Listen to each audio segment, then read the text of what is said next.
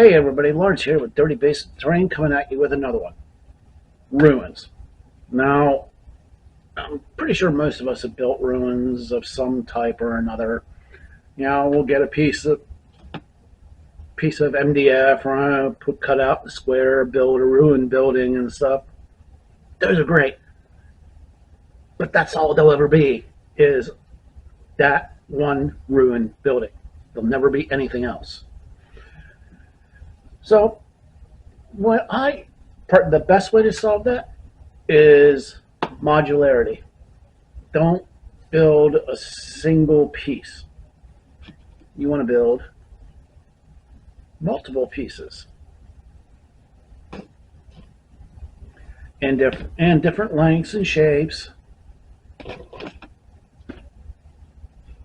And that way, if you use modular pieces like that, they won't be that one single building. If you make enough modular pieces, you could actually have enough to make an entire village that's completely ruined. But next game session, you can build a whole other ruined village if you want.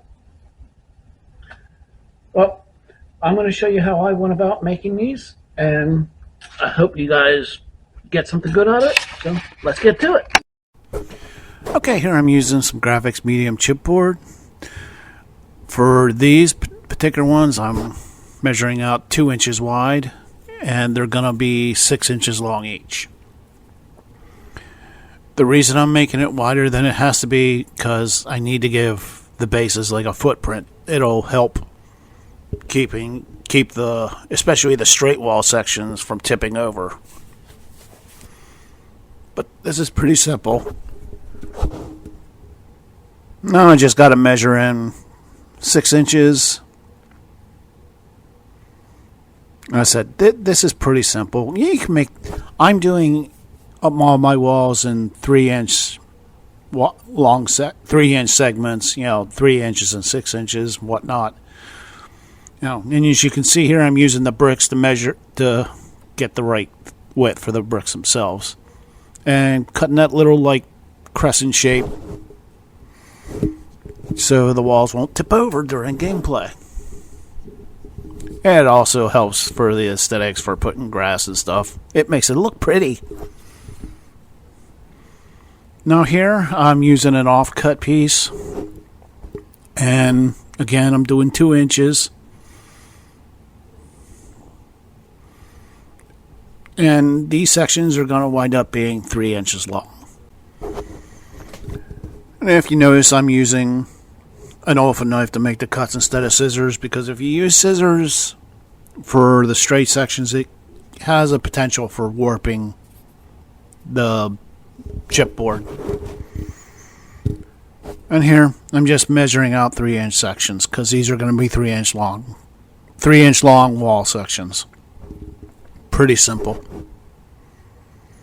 And again, using 2 bricks to make sure I got the right width. And I could have measured it out, but I have a couple thousand bricks. This is just easy. And again, cutting out a little crescent shape. And here I'm going to be cutting out or measuring out some corner sections. And these are going to be 6-inch and 6-inch or 6-inch by 3-inch.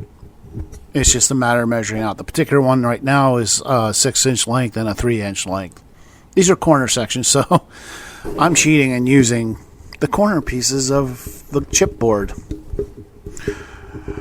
If you can find an easy way to do it like I am right here, then do it the easy way.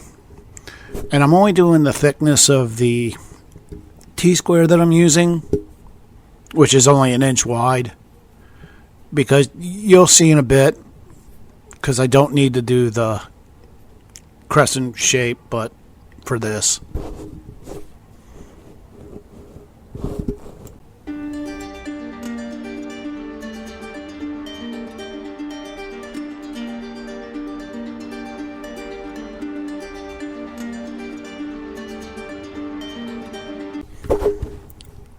And now I'm cutting them out. Cutting the ends first, and then you'll see in a minute what I'm going to do.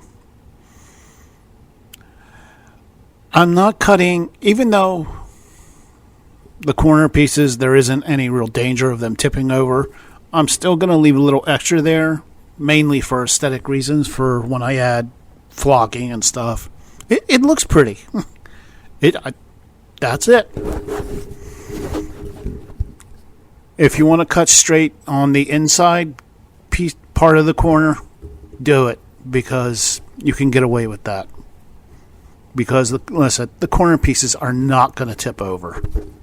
Me, I'm doing this purely for aesthetic reasons.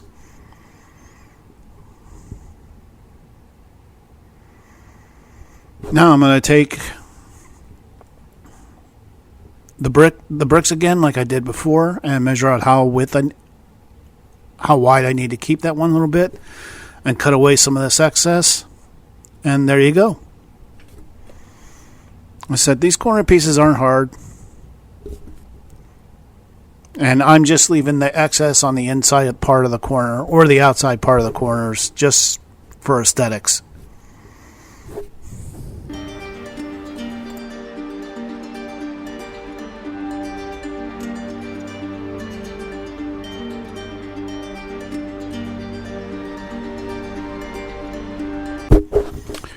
And here I'm doing a corner piece where the flat side is on the inside.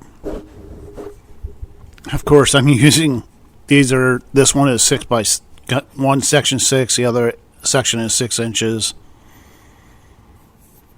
And I'm just going to use the T-square to give me my inch wide bit here. And use the Olfa knife to cut the straight section off. And you can use that later on for doing smaller corner sections or pieces if you want. Which I actually do. Quite a bit. And of course, cutting a little excess here for aesthetic reasons.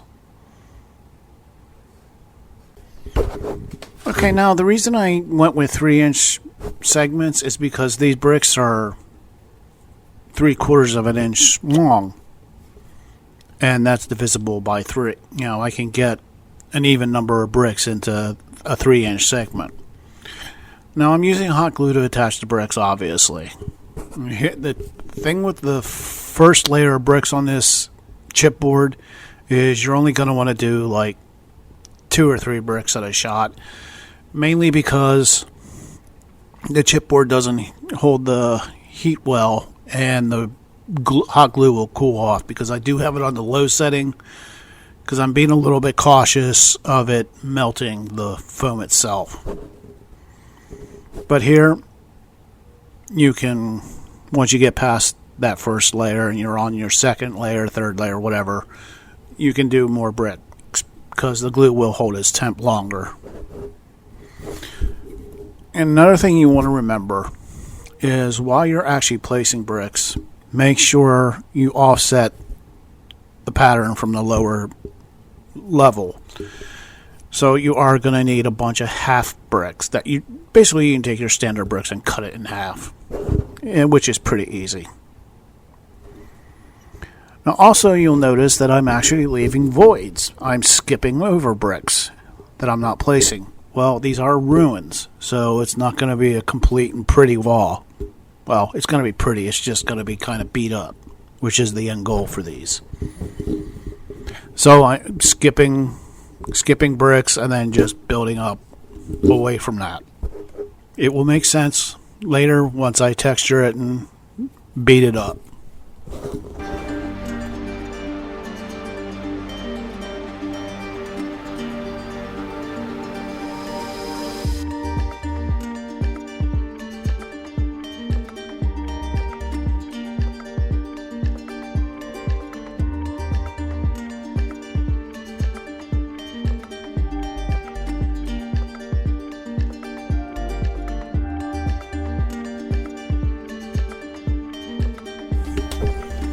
This part's pretty simple. Just make the wall look like it's falling apart and crumbling. I'm using my fingernails and tearing off small chunks from some of the upper layer exposed bricks. Like I said, this just makes it look like it's falling apart. Pretty simple, pretty easy. course, you can't have a ruined wall without cracks in the bricks. So I'm going to use this expensive pencil carving tool. Number 2, be sure. And just carve in some cracks into all the bricks. Again, this is pretty simple. Just put in as many or as few as you want. This is do it till you're happy. And I'm also actually enhancing the lines in between the bricks because some of them were kind of so I decided to just use the pencils to widen the space in between the bricks. Pretty simple, but the main part of this is to actually add cracks, carve cracks into the foam itself, because this is actually a ruined wall, so I want it to look beat up.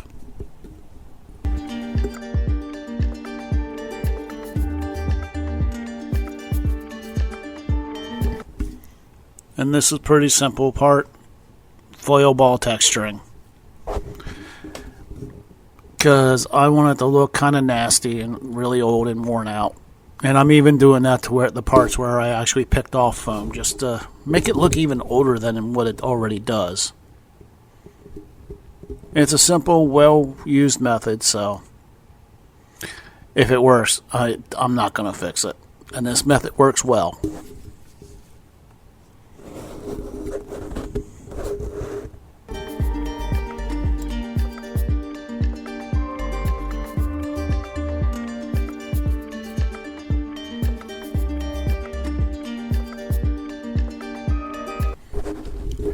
And here I'm using some broken half bricks, just dipping them in some PVA and then attaching them to the base.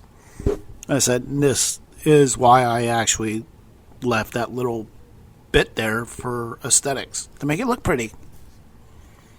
Okay, now I'm going to add some my homemade texture paste to the base for a soil dirt look, or if you want to paint it in like stone texture, you can. And here I'm just using some construction sand and sprinkle it on for a little extra texture. And black Mod Podge, because it is mainly XPS, I'm going to give the whole thing a coat in some watered down black Mod Podge. The reason I'm using watered down is because just so it gets into all the little cracks and crevices. While individual brickwork looks great, it does have a lot of little cracks that you need to get into.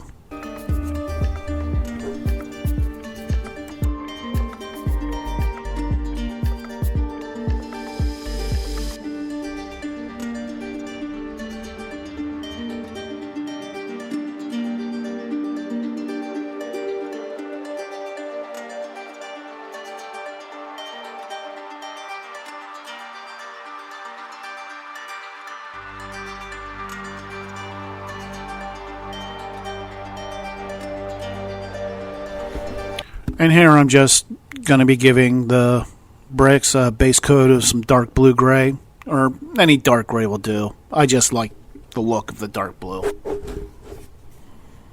Pretty simple, a 95 to 100% coverage on anything with brick. And here I'm picking out individual bricks. This is Rookwood Red for this first color I'm using. I'm going to be using multiple colors, but in the end product it's not going to look as blatant with the different colors, but I like the way it looks with different bricks, some individual bricks being of a different color.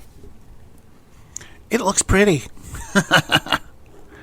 But no, it gives the brickwork much more visual interest. It's an aesthetic thing.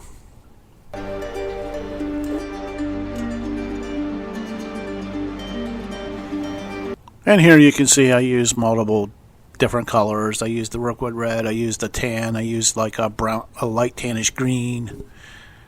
And it's purely for visual interest. I just like the way it looks. And here I'm going to be giving the bricks an overbrush with some pewter gray. I'm going for like 80 to 85% coverage on this, leaving the deepest, darkest cracks alone. But again, I'm trying to get an 80 to 85% coverage with this. And as you can see, it's not going to completely cover up the colors because this is slightly watered down. But, yeah.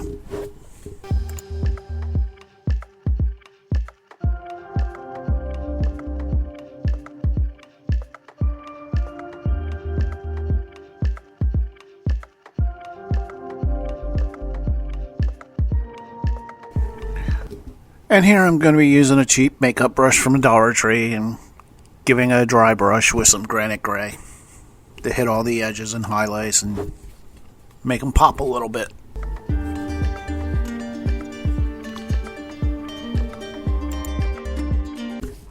And here I'm going to be using a dark brown wash that I made, and I'm just slopping it all over all the stoneworks. Now, I like using the brown because to me it gives it a dingy or dirty look, and for ruins that's what I want. And I know a lot of people like to use black, but these are my walls, so I'm going to do what I like. So I'm going to go with a dirty, dingy look and use a dark brown instead of a black.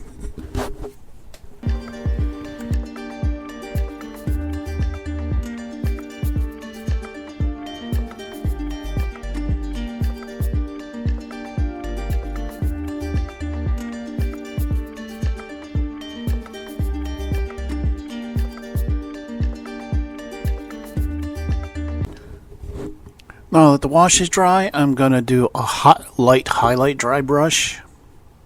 I'm using a smaller brush, but it's still a cheap makeup brush from the Dollar Tree.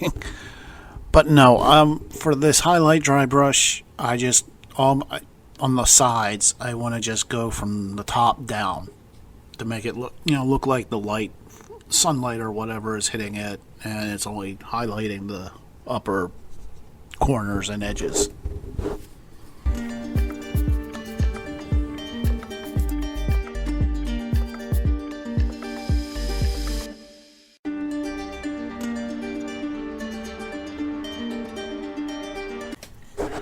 Now I'm giving the texture paste that I put on a base coat with some burnt umber. It's my go-to for a dirt pattern. And I'm going for basically 100% coverage and hitting the edges of the bases. And the pieces that have chunks of brick laying on the bottom, I'm taking care to avoid them. But this is just a base coat. And now for a mid-tone highlight, I'm going with a nutmeg brown, and I'm trying to basically an 80% coverage, leaving the darkest recesses alone. And of course, the highlight dry brush. Now I'm using a light mocha, just a real quick, easy dry brush. The highlight, however, and make it look pretty. I like making stuff look pretty. And of course, now I'm actually using some 50/50 watered down PVA. And I want to start adding some flocking onto it. I'm using multiple colors of flock. You can use your own colors. But you want to make sure that you get all this glue on. And of course, now I'm just dusting it, really. The first color I'm using is Earth, and this is all fine turf from Woodland Scenics. And here I'm using burnt grass, which is like a green. And I said, I'm not worried about getting 100% coverage because I'm going for like a black look. And then, of course, I'm going to use some yellow grass to do a few highlight spots. I like the way it looks, so. And of course, now let's hide any mistakes that you made on the bricks with some moss paste. Now that I do. I use moss paste to hide mistakes and then put it wherever I think it looks good. And then I'm using a little bit of a sprinkle of the yellow grass to give it a highlight. Okay, now here I had screwed up and forgot to sprinkle on the yellow highlight on several pieces. So I'm going to use the watered down PVA and coat over all the spots where there's moss. This is pretty simple. Like I said, I screwed up and forgot to do the yellow highlight, and then now that they're all covered with glue, I'll just sprinkle on the yellow grass. And of course, now I'm using homemade pigment powder, a dark brown, just for add some shadows in certain places and make it look dirty and nasty. Any place that looks like there should be a shadow, you want to add this, or some place where dirt and grime might collect. Just wherever you think it looks good, really, or it should be there.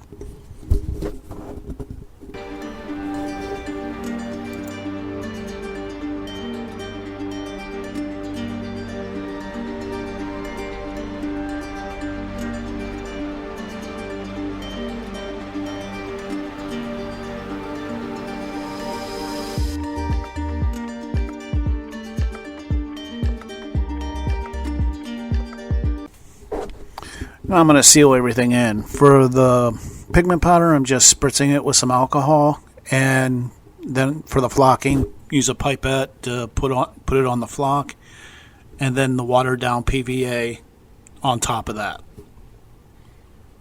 As you can see, it's a pretty simple process. The reason to use the alcohol on the flocking, this isopropyl alcohol, is it'll break the surface tension, which is going to be there, and that'll allow the watered down PVA to fully soak in. And don't worry, yes, it goes on white, but it will dry completely clear. And this, it's a pretty simple process. I like using the pipettes because you have a little more control of where the glue and the alcohol goes. Unlike the spray bottle, for the big walls, you can spray it all over the place. It's fine. But for this, for the flocking, I want to be a little bit accurate. And now for the last step, adding grass tufts. I'm using different multiple colors, some from Army Painter, but most of them from Huge Miniatures. As far as how much and where to add, that's really up to you. I like putting them in little corners and stuff, like it's growing out.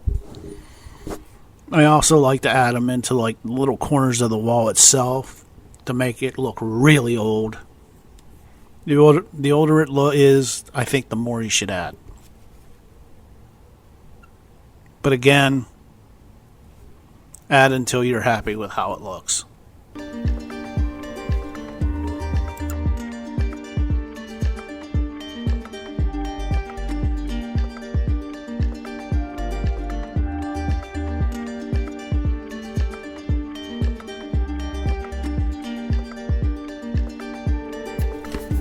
And here you can see the finished product in a ruined building. And here's a different ruined building. That's the thing with the modular ruins. You're not stuck with one pattern. You can do it however your mind decides to do it. Again, 2 more buildings. You can do a whole village if you make enough pieces.